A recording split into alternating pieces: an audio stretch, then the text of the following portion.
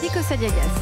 Et le président du groupe LR au Sénat et le sénateur de Vendée, Bruno Retailleau, est votre invité, Audrey Crespo-Mara. Bonjour Bruno Retailleau. Bonjour Audrey Crespo-Mara. Vous réclamiez un geste pour les retraités. La CSG est annulée pour ceux qui touchent moins de 2 000 € par mois. Vous souhaitiez une hausse du pouvoir d'achat. Le SMIC augmente de 100 € et les heures supplémentaires sont redéfiscalisées.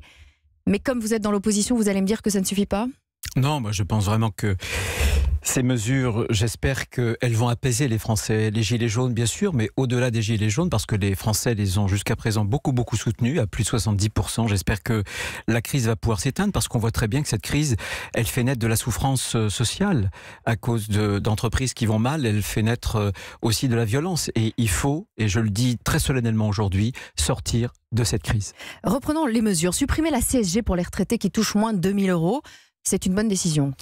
C'est une bonne décision. Le problème, et j'essaie d'élargir un peu, c'est que ce sont des avantages un peu catégoriels. C'est-à-dire que j'aurais aimé que tous les retraités puissent voir leur retraite réindexée. Pourquoi ? Parce que quand vous êtes à la retraite, votre rémunération baisse brutalement et elle baisse définitivement. Mais est-ce que vous croyez que ça pouvait calmer les gilets jaunes parce qu'ils réclament un montant minimum pour tous les retraités de 1 200 €. Donc est-ce que là vous allez tenter de les convaincre que ce n'est pas réaliste, que leur demande n'est pas réaliste ? Encore une fois, j'espère que ces mesures vont aller dans le bon sens et qu'elles vont éteindre le feu. Voilà, c'est tout, c'est un extincteur. Simplement, ce que je constate, c'est que y aura une catégorisation, c'est de mesures catégorielles. Après, il faudra bien que quelqu'un paie, on va y venir ensuite.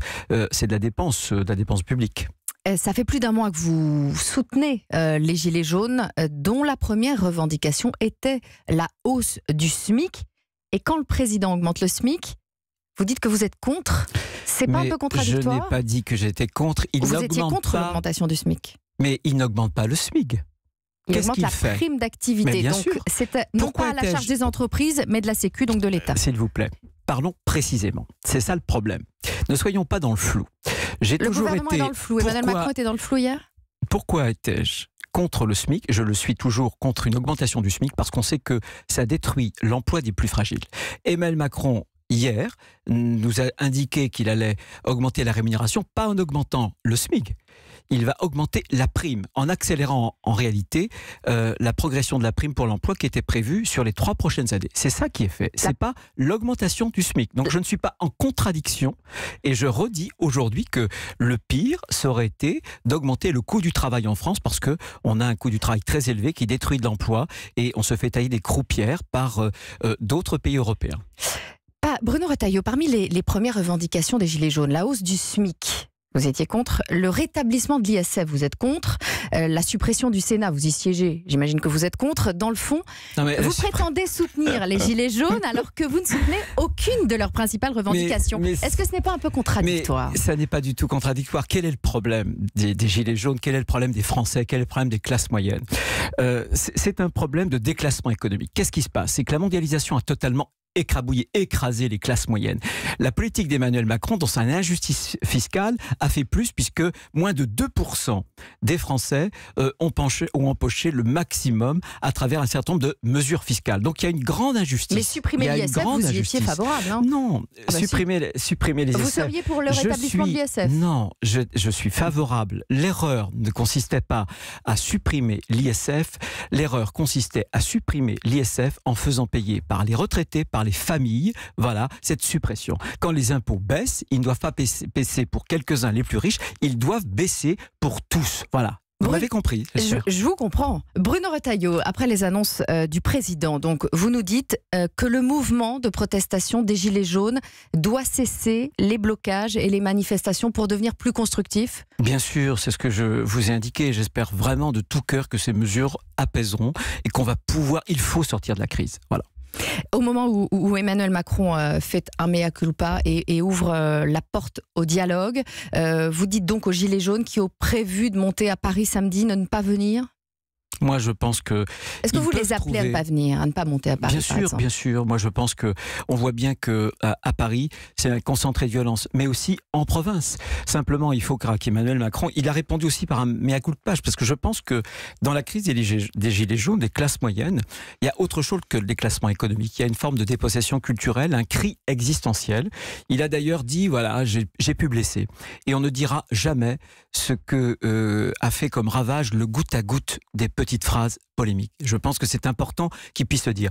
Changement de phrase, le changement de ton hier soir vous a convaincu? C'est pas quelques phrases, c'est pas une petite contrition qui va me convaincre. C'est maintenant dans la durée. C'est un comportement. Vous savez, il a voulu grimper tout en haut. Le problème, c'est qu'il était tout en haut, mais il s'est retrouvé tout seul face aux Français. Et ce comportement-là, je pense que les gens veulent de la considération. Ils veulent de la considération, ils veulent compter, et ils ont le sentiment désormais qu'il y a une technocratie parisienne qui joue contre la démocratie.